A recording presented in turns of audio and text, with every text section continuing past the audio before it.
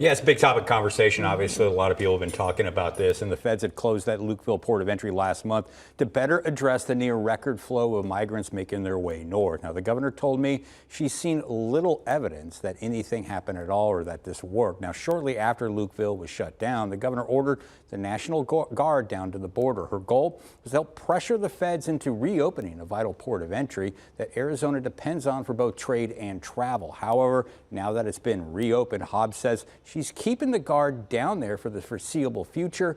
We asked the governor about what exactly the Guard's role will be going forward.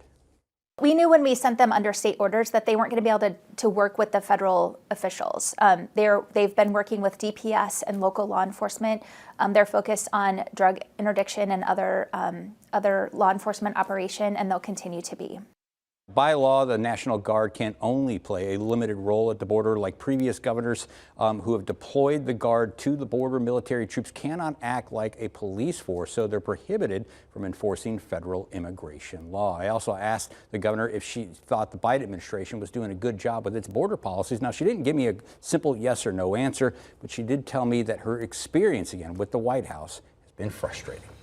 That kind of answers it in itself, if you will. Yeah, you got a Democratic governor, saying not saying whether the Democratic president is doing a good job or not. I think a lot was said there. You heard that little soundbite at the top of the little story, the story right there, saying, "I'm not sure what was accomplished at all." And correct me if I'm wrong, but President Biden, in his office, he could give the authority to the National Guard, correct, to help with that. They could be federalized. Governor Hobbs initially asked for them to be federalized. Right. Again, we've seen prior governors. I think every governor going all the way back to Janet Napolitano has sent the Guard down there in some form or fashion.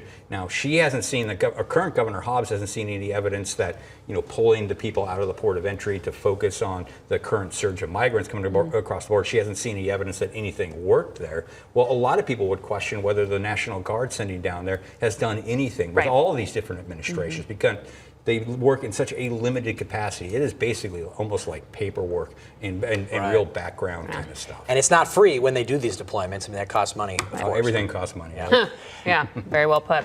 All right. Thank you, Dennis.